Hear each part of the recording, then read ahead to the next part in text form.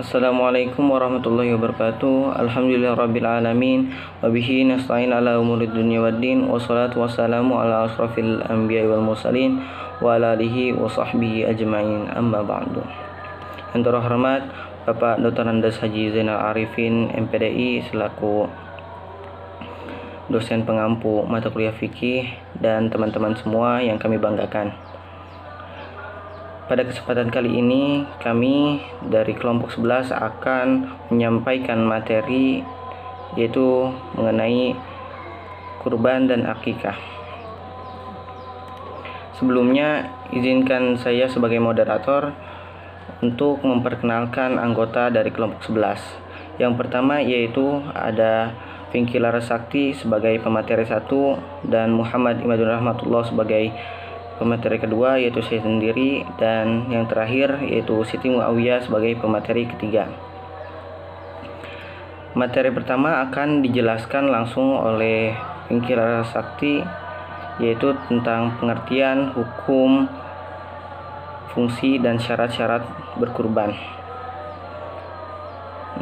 Baginya saya persilahkan. Baik, pertama-tama saya akan menjelaskan tentang pengertian kurban. Kurban berasal dari bahasa Arab yaitu udhiyah. Kata tersebut jika ditinjau dari bahasa diambil dari kata duha yang berarti matahari meninggi karena hewan kurban disembelih pada waktu tersebut. Menurut istilah, kurban adalah hewan ternak yang disembelih sebagai wujud pengabdian kepada Allah Subhanahu wa Ta'ala pada waktu yang telah ditentukan, yakni tanggal 10 Zulhijjah atau pada hari tasyrik, yaitu 11, 12, 13 Zulhijjah. Selanjutnya, hukum kurban. Hukum dari ibadah kurban adalah sunnah muakkad, artinya sangat dianjurkan bagi orang yang mampu dalam setahun sekali. Sementara menjual daging binatang sembelihan kurban hukumnya adalah haram. Sebagaimana firman Allah Subhanahu wa Ta'ala dalam surah Al-Kautsar ayat 1-3 yang artinya, sesungguhnya telah kami berikan kepadamu nikmat yang sangat banyak. Sebab itu hendaklah engkau sembayang karena Tuhanmu dan hendaklah engkau berkorban. Sesungguhnya orang yang membenci engkau itulah yang akan terputus.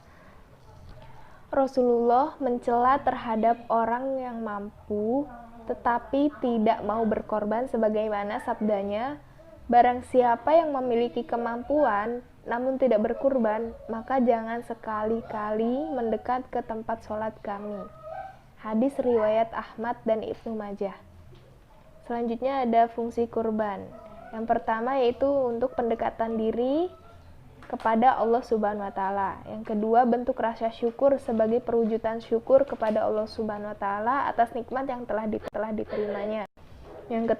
Yang ketiga, meneladani sunnah Rasul karena telah melaksanakan sunnahnya. Yang keempat, yaitu sosial, menumbuhkan sikap kepedulian terhadap sosial. Yang kelima, mempererat silaturahmi, mempererat tali persaudaraan dengan sesama muslim dan yang lain, serta memperluas syiar Islam seperti yang dijanjikan Allah Subhanahu wa Ta'ala dan Rasul-Nya. Selanjutnya adapun syarat-syarat dari kurban, yaitu yang pertama orang Islam, yang kedua dilaksanakan pada tanggal 10 Zulhijjah atau pada hari tasyrik, yang ketiga hewan tidak boleh cacat, yang keempat hewannya sudah mencapai umur atau gugur giginya, yang ciri-cirinya antara lain untuk kambing domba harus sudah berumur 1 tahun, kambing biasa harus sudah berumur 2 tahun atau lebih, unta harus berumur 5 tahun atau lebih, sapi atau kerbau harus sudah berumur 2 tahun atau lebih. Untuk seekor kambing yaitu hanya untuk 1 orang, sedangkan untuk seekor kerbau, sapi, dan unta itu untuk 7 orang. Baik, selanjutnya akan dilanjutkan oleh teman saya. Baik, terima kasih Pinky atas penjelasannya. Materi yang selanjutnya akan disampaikan oleh saya sendiri, yaitu mengenai tata cara penyembelihan hewan kurban. Adapun langkah-langkahnya sebagai berikut. Yang pertama, niat kurban karena Allah Subhanahu wa taala, baik untuk diri sendiri ataupun orang lain. Yang kedua, menggunakan alat pemotong yang tajam atau sudah diasah sebelumnya. Yang ketiga, hewan kurban dihadapkan ke arah kiblat. Kemudian disembelih lehernya dengan memotong 3 saluran utama, yaitu saluran pernafasan, saluran makanan, dan saluran darah. Yang terakhir, sebelum memotong disunahkan untuk membaca Bismillahirrahmanirrahim atau basmalah, Allahu Akbar atau takbir, pujian kepada Allah Subhanahu wa taala, dan tentunya doa ketika hendak menyembelih hewan kurban. Itu sebagai berikut. Bismillahirrahmanirrahim. Bismillahirrahmanirrahim. Allahu Akbar. Allahumma minka wa laka Allahumma taqabbal minni. Kemudian ada waktu penyembelihan. Waktu penyembelihan hewan kurban adalah 4 hari, yaitu pada hari Idul Adha dan 3 hari sesudahnya, yaitu hari Tasyrik. Waktu penyembelihannya berakhir dengan tenggelamnya matahari di hari keempat, yaitu tanggal 13 Dzulhijjah. Nah, dalam menyembelih juga ada sunah-sunahnya. Yang pertama yaitu melaksanakan sunah yang berlaku pada penyembelihan biasa seperti membaca basmalah, pujian kepada Allah Subhanahu wa taala, menghadapkan hewan yang akan disembelih ke arah kiblat, menggulingkan hewan ke arah rusuk kirinya, memotong pada pangkal leher, serta memotong urat kiri dan kanan leher hewan kurban. Yang kedua yaitu pada saat hendak menyembelih hewan kurban disunahkan untuk membaca takbir Allahu Akbar dan juga tidak lupa untuk membaca doanya. Yang ketiga yaitu orang yang berkurban menyembelih sendiri hewan kurbannya. Jika ia mewakilkan orang lain, maka ia disunahkan hadir saat penyembelihan berlangsung.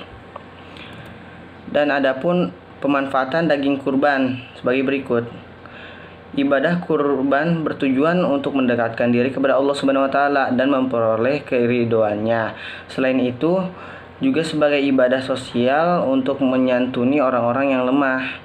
Daging kurban sebaiknya dibagikan kepada fakir miskin.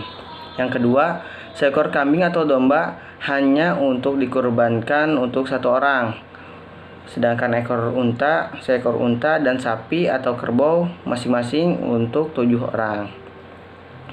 Nah, yang ketiga, apabila kurban itu diniatkan sebagai nazar, daging wajib diberikan kepada fakir miskin.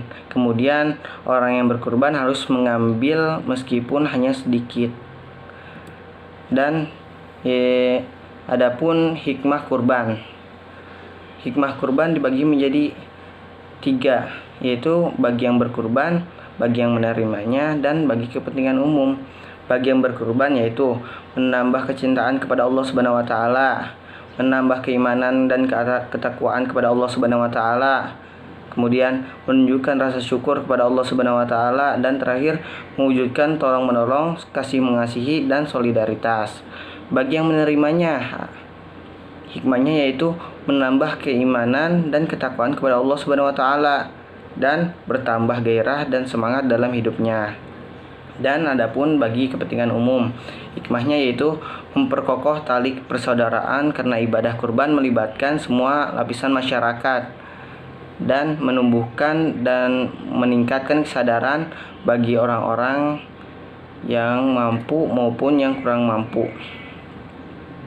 Baik, demikian yang bisa saya sampaikan. Selebihnya mohon maaf, dan materi selanjutnya akan disampaikan oleh Siti Muawiyah tentang akikah. Baik, materi selanjutnya yaitu akikah akan dipresentasikan oleh saya. Akikah. Syariah akikah. Dasar pensyariahan akikah lebih merupakan perwujudan dari rasa syukur akan kehadiran seorang anak. Sejauh ini dapat ditelusuri bahwa yang pertama kali diakikahi adalah 2 orang saudara kembar, cucu Nabi Muhammad SAW dari perkawinan Fatimah dengan Ali bin Abi Thalib yang bernama Hasan dan Husain. Ada sebuah riwayat yang meriwayatkan yaitu Bismillahirrahmanirrahim. An Ibni Abbasin radhiyallahu anhu anna Rasulullah alaihi wasallam aqqa anil Hasani wal Husaini kabsa Artinya, Ibnu Abbas radhiyallahu anhu, sesungguhnya Nabi Muhammad SAW berakikah untuk Hasan dan Husain, masing-masing seekor kambing kibas. Hadis riwayat Ibnu Majah. Selanjutnya yaitu pengertian dan hukum akikah. Pengertian akikah. Akikah dari segi bahasa berarti rambut yang tumbuh di kepala anak yang baru lahir. Sementara dari segi istilah, binatang yang disembelih karena kelahiran seorang anak. Hukum akikah.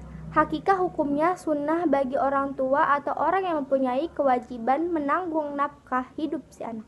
Ada sebuah riwayat hadis yang meriwayatkan, Bismillahirrahmanirrahim, an Samurah anin Nabi sallallahu alaihi wasallam qala kulla gulamin murtahannu bi'aqiqatihi tudbahu anhu yaumas sabi' wa yakhluqu ra'suhu wa yusamma. Artinya, Samurah berkata, Nabi Muhammad SAW bersabda, setiap anak tergadai dengan akikahnya yang disembelih baginya pada hari ke-7, dicukur rambutnya dan diberi nama.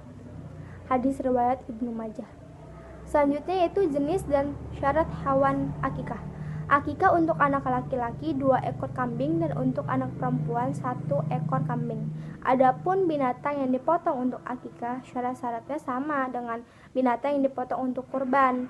Pada daging kurban disunahkan menyedekahkannya itu sebelum dimasak, sedangkan pada daging akikah disunahkan menyedekahkan sesudah dimasak. Ada sebuah riwayat hadis yang meriwayatkan, Bismillahirrahmanirrahim, an Samurah anin Nabi sallallahu alaihi wasallam qala kulla gulamin murtahannu bi'aqiqatihi tudbahu anhu yaumas sabi' wa yakhluqu ra'suhu wa yusamma. Artinya, Samurah berkata, Nabi Muhammad SAW bersabda, setiap anak tergadai dengan akikahnya yang disembelih baginya pada hari ke-7, dicukur rambutnya dan diberi nama.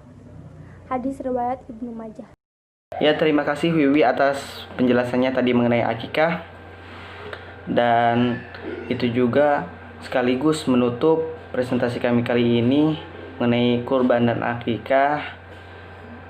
Demikian presentasi kami. Semoga apa yang saya sampaikan dan juga teman-teman saya sampaikan dapat bermanfaat bagi kita semua. Jika ada kekurangan maupun kesalahan dalam penyampaian baik lisan ataupun tulisan, mohon dimaafkan karena kesempurnaan sungguh hanyalah milik Allah Subhanahu wa taala. Akhirul kalam, subhanakallahumma bihamdika asyhadu an la ilaha illa anta wa astaghfiruka wa atubu ilaik. Wallahul muwafiq ila aqwamit thariq. Wassalamualaikum warahmatullahi wabarakatuh.